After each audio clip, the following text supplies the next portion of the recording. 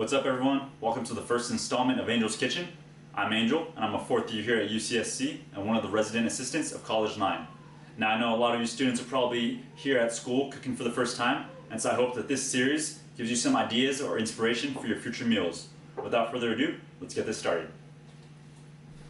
Today we'll be making Shakshouka, which is a dish deriving from the Middle East. Very simple and very cheap. Shakshouka is a dish that any beginner cook is capable of making. So let's begin with the ingredients. First off, I have a 28-ounce can of peeled tomatoes.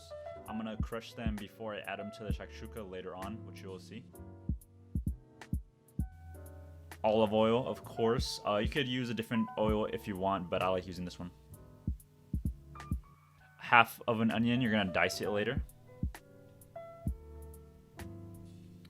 A can of fire roasted red peppers, red bell peppers that is. And finally, 1 to 4 eggs. I'm just using 2 here. For the spices, we're gonna need just some salt and pepper. I like using the pink salt. Some red cayenne pepper. Some ground cumin. Some paprika.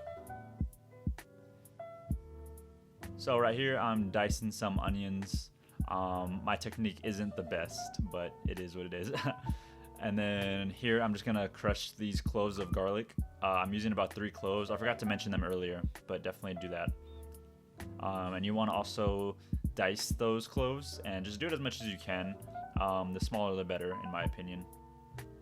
And definitely don't skip out on any of the ingredients. Shakshuka is a very low ingredient dish. There's not much going on, so if you're missing even one of the parts of it, it's gonna be a big detriment to the final product. So definitely try to make sure you get everything. Like I said before, it's not expensive. Just make sure you write it down on your grocery list next time you go shopping. But yeah, it'll make about 4 servings, so you'll be set for the next couple days. So to get started cooking, you want to warm up a pan on medium-low heat. I'm using a cast iron, but you could use any one that you have. And put about a tablespoon of olive oil in there, maybe a bit more. So after that's been heating for about a minute or so, you want to add in your diced onions and garlic. And you make sure you give that a good stir to ensure that the oil is touching all parts of it. So here it is, a bit more sauteed. This is probably about after like 2 or 3 minutes of sauteing, but really make sure that they're incorporated together. And if you're wondering why my spatula is red, it's because I was using it to crush the tomatoes, which is totally fine to do. So once they're sauteed, this is probably like 3 minutes, you're gonna add that roasted red bell pepper from that can. I cut mine up into smaller dices, and I would recommend you to do the same. And yeah, just stir it around and let that sit and keep stirring it intermittently. So here it is. This is probably like a minute in, but I would give it more than a minute, probably like 2 or 3. But this dish doesn't take very long though, which is really nice. So now you see here it's a bit bubbly, and the flavors have just been really incorporating with each other. So now about after 3.5 minutes, I added the crushed tomatoes. I crushed it in a separate bowl, and then I added it into the cast iron pan. I didn't show it here, but make sure you stir that around as well. You don't want it just sitting on top. Make sure everything is mixed together in there.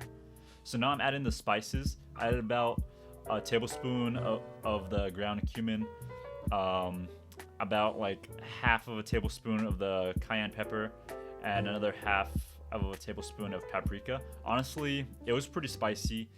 I like my shakshuka and other foods pretty spicy, but if you don't, then maybe do like 1/4 of a tablespoon or something like that. Really just kind of adjust it to however you want. After adding the spices, make sure you give that a good stir and allow that to simmer for at least 3 minutes on low heat.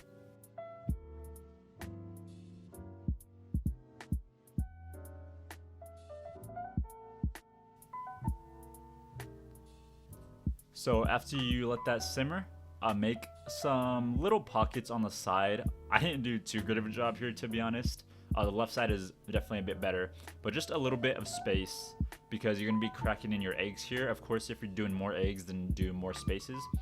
But yeah, just crack the eggs right on top of the shakshuka. Really try not to break the yolk because that's kind of an important part of it.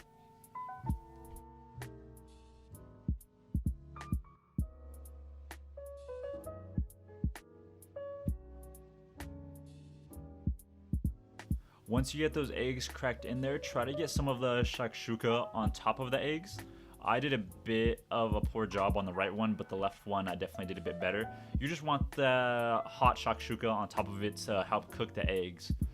And so here's a little aerial shot of what's going on. It's nice and simmering, bubbly. And now you're just gonna cover it and let that cook for about 4 minutes, or maybe even a bit longer, depending on how long it takes for the eggs to cook. But here's the end product, basically. The eggs are pretty cooked through. I actually kind of overcooked these eggs. They weren't as runny as I would like it, so just be careful with it for sure. And if you'd like at the end, I didn't have any, but add some cilantro to the top. I think it really kicks it up to the next level, and I wish I had some at the time.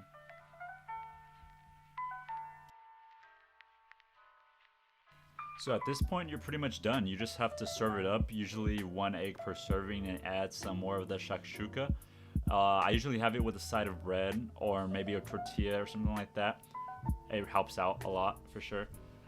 But yeah, that's how you make shakshouka. I hope you guys enjoy this. I enjoy this recipe a lot. Super easy and super cheap, and just very delicious in general.